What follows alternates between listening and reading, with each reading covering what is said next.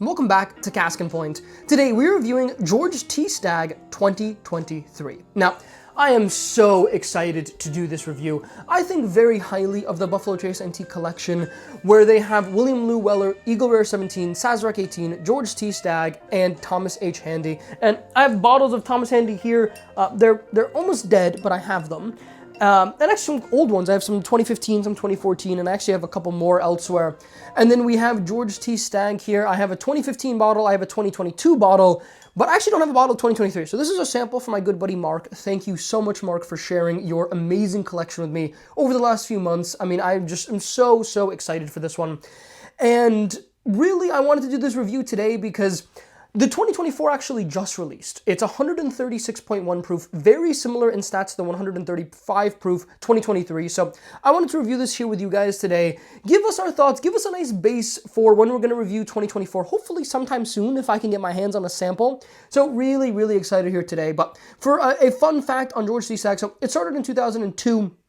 And it started off, the first about half of them, up until about 2012, were almost all hazmat. And then since then, there's only been one hazmat, 2016. And the hazmats are commanding between $1,500 and $2,500, depending on the year. Whereas the more recent ones are much closer to about $700 or $800. I believe the 2023 is somewhere between $675 and $700. It changes week to week.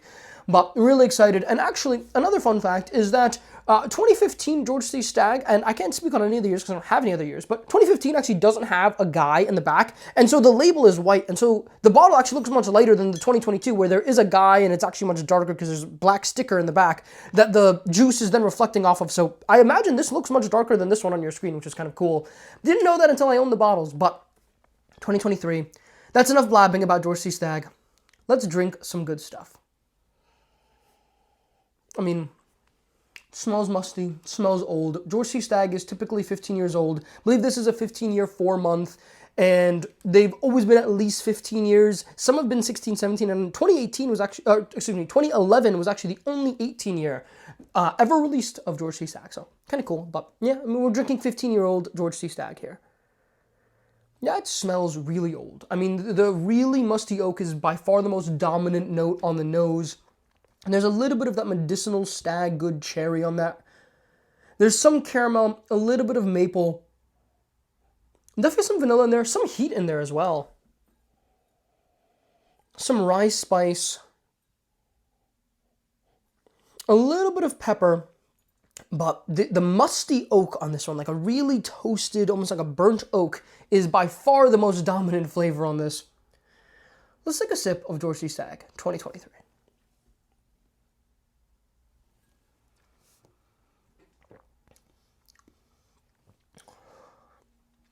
Oh, yeah. Oh, my God. Oh, that's delicious.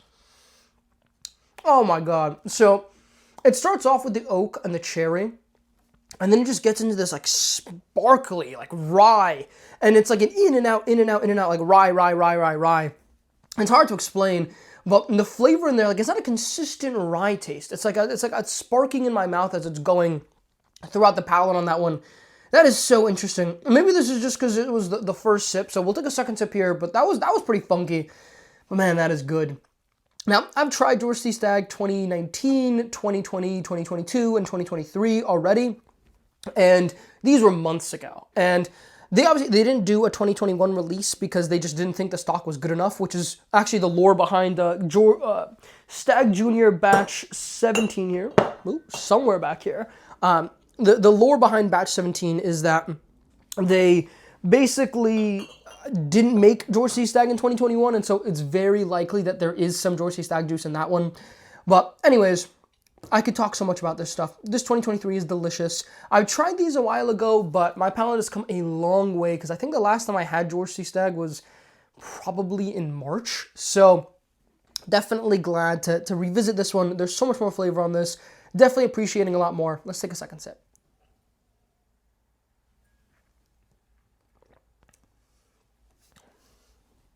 Fills your mouth with oak, a hot oak, and a lot of really medicinal cherry on that.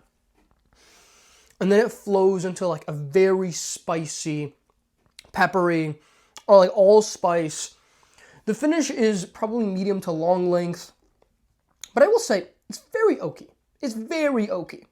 And I once thought that I was the kind of person that liked Stagg Jr. more than George T Stagg, and I said this like back in January, which is almost a year ago today. I don't know if I could say that today. I think George T Stagg is really good, but it's really oaky. It's really oaky. And to the point where, I mean, I really, really like it, but at the same time, this is not a relaxing pour, and that much oak, I mean, it's delicious, but I'm not blown away. Like this is not going to be a 9 for me, which is where most people, I think, would place a lot of George T Staggs, and we are trying 2023. 2022, 2020, they are both better, in my opinion. Those might get a lot closer to a 9. This is going to be in the mid-8s, I think. I think it's really good, but I mean, we've tried a lot of mid-8s here on the channel, and I'm not going to say some crazy things about what I think might be better than this pour, because I know some people get pretty offended when I say that a $90 River Roots Reaper is, to me, almost as enjoyable of a pour as this George T Stagg, but it is, full stop, it is. And check my review out on that. That I rated an 8.5. I think this is going to be right around there. And I think it's just because it's so oaky, and I really like oak. At least I think I like oak, but man, that's interesting. Let's take one more sip and then we'll give it a rating.